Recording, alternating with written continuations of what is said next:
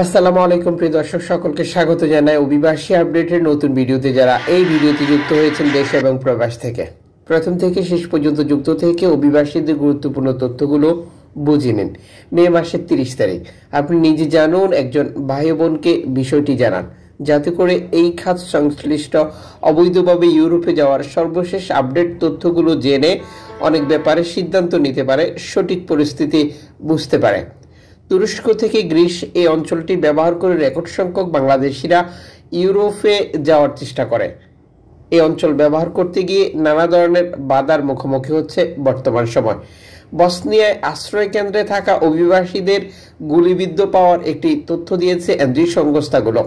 সর্বশেষ তথ্য অনুযায়ী বসনিয়ার হার্সেগোভিনার রাজধানী সারাবোর কাছাকাছি ব্লাজুজ নামের একটি আশ্রয় কেন্দ্রের পাশে গোলাগুলির ঘটনা ঘটেছে। এতে 6 জন অভিবাসন প্রত্যাশী আহত হয়েছে। স্থানীয় সংবাদ মাধ্যম কুরিয়ে দে বালকান এই তথ্য নিশ্চিত করে। পুলিশ জানায়, সোমবার 26 মে রাতে অভিবাসীদের মধ্যে অভ্যন্তরীণ সংঘর্ষের ঘটনাটি ঘটে। এতে আহত 6 পুরুষ অভিবাসীকে সারাবেরে মেডিকেল সেন্টারে ভর্তি করা হয়েছে। মঙ্গলবার সকালে একজনের অবস্থা আশঙ্কাজনক রয়েছে বলে নিশ্চিত করা হয়। আন্তর্জাতিক অভিবাসন সংস্থা IOM বিষয়টি নিশ্চিত করে।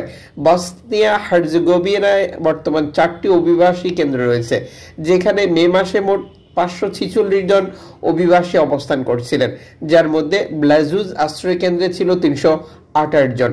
তুরস্ক থেকে শুরু হয়ে বলকান পেরিয়ে পশ্চিম ইউরোপে যাওয়ার পথে বসনিয়া একটি গুরুত্বপূর্ণ ট্রানজিট দেশ।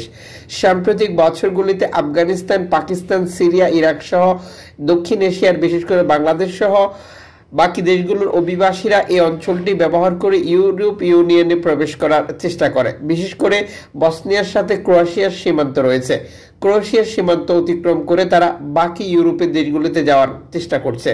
ইউরোপীয় ইউনিয়নের সদস্য রাষ্ট্র ক্রোয়েশিয়া অভিবাসীদের ব্যাপারে কঠোর নীতি অনুসরণ করে। অনিয়মিত পথে আসা অভিবাসীদের তারা নিয়মিতভাবে বসনিয়ায় ফেরত পাঠায়। এই বিষয়ে সারায়েভোর সঙ্গে দেশটির একটি দ্বিপাক্ষিক চুক্তি রয়েছে।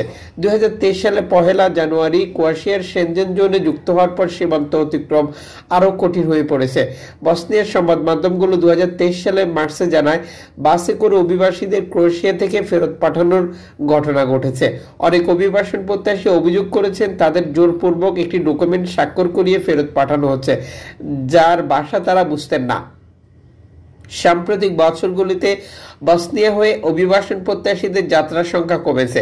2023 সালে 34,400 জন বসনিয়া প্রবেশ করলেও 2024 সালে এই পরিসংখ্যান নেমে এসেছে 25,000-এ।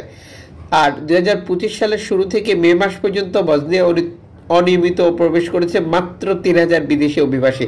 তার মানে এই অঞ্চলটি ব্যবহার করে ইউরোপে যাওয়ার যে প্রচেষ্টা তা অনেকটাই থেমে গেছে বলে এই খাত বিশ্লেষকরা মনে করে।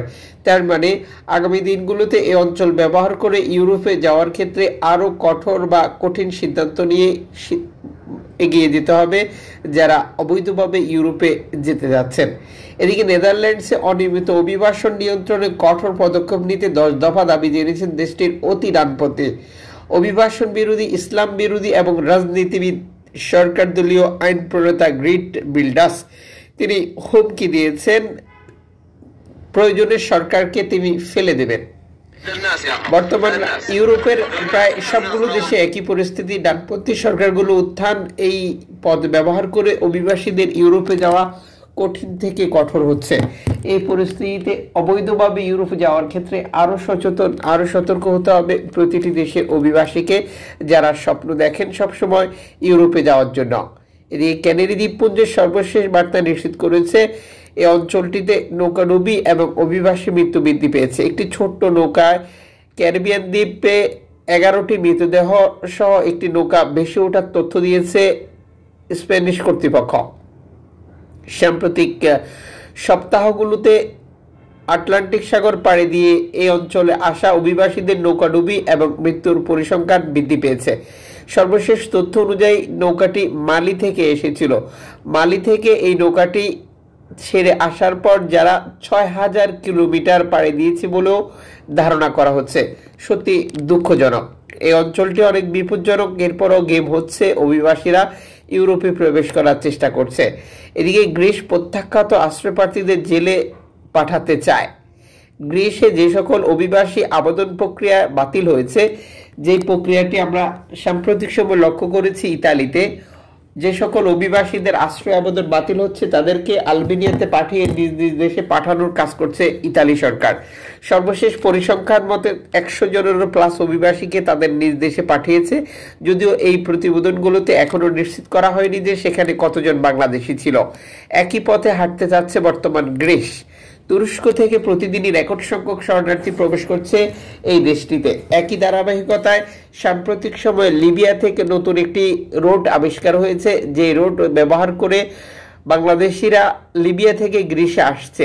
আর গ্রিসে যে সকল অভিবাসীদের আশ্রয় আবেদন বাতিল হচ্ছে তাদেরকে জেলে রেখে তারপরে দেশে পাঠানোর প্রক্রিয়া নিয়ে কাজ করছে অতি ডানপন্থী বর্তমান রক্ষণশীল সরকার গ্রিস, যেটা পরিচালনা করছে। বর্তমান সময় অবৈধভাবে ইউরোপে প্রবেশ করার ক্ষেত্রে যে কয়েকটি দেশ অভিবাসীরা পছন্দ করে বা যেগুলোতে প্রবেশ করে ইউরোপের বাকি দেশগুলোতে যাওয়ার চেষ্টা করে, সবগুলোতেই অতি ডানপন্থী সরকার ক্ষমতা গ্রহণ করে আছে। আর যে কারণে প্রতিনিয়ত এই অঞ্চলগুলো অভিবাসীদের জন্য আরো কঠোর, আরো বিপজ্জনক হয়ে যাচ্ছে।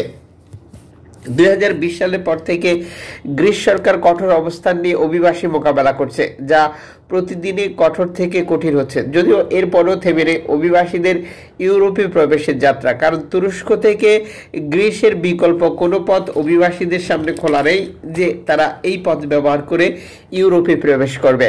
এদিকে ওশেন বাইকিস সর্বশেষ বার্তায় নিশ্চিত করেছে তারা অভিবাসী উদ্ধার করার জন্য ইতালির লিভর্নো বন্দর ছেড়ে আবারও ভূমধ্যসাগরের দিকে রওনা দিয়েছে। এই অঞ্চলটিতে অভিবাসী উদ্ধার করে তারা আবারও ইতালিতে পৌঁছে দেবে। এর আগে লিবিয়া থেকে ছেড়ে আসা বিপদগ্রস্ত অভিবাসীদেরকে উদ্ধার করার পর তাদেরকে নামানোর জন্য ইতালি কর্তৃপক্ষের অনুমতি নিয়ে লিভর্নোতে এসেছিল ওশেন বাইকিস। তাদের জন্য শুভকামনা। তিউনিসিয়াতে আবারও অভিবাসী বিরোধী অবস্থান। তিউনিসিয়ার অবৈধ অভিবাসীদের ক্যাম্পগুলোতে আগুন ধরিয়ে দেওয়ার বেশ কিছু ভিডিও ফুটেজ সামাজিক যোগাযোগ মাধ্যমে ভাইরাল হয়েছে।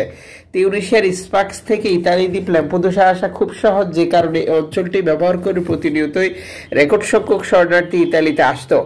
ইতালি এবং ইউরোপীয় দেশগুলো তিউনিসিয়ার বর্তমান অস্থায়ী বা স্বৈরাচারী সরকার কাউস সাইদের সাথে চুক্তি করে অভিবাসীদের ইউরোপে আসা বন্ধ করে দেয়। যেই প্রক্রিয়ায় তিউনিসিয়ার ভিতরে যে সকল অভিবাসী ক্যাম্প, বাসাবাড়ি, ব্যবসা প্রতিষ্ঠানের বিরুদ্ধে প্রতিনিয়তই অভিযান অব্যাহত রয়েছে বর্তমান কাউস সাইদের সরকার। আর এই কাজে সহযোগিতা করছে ইতালি অর্থায়ন করে।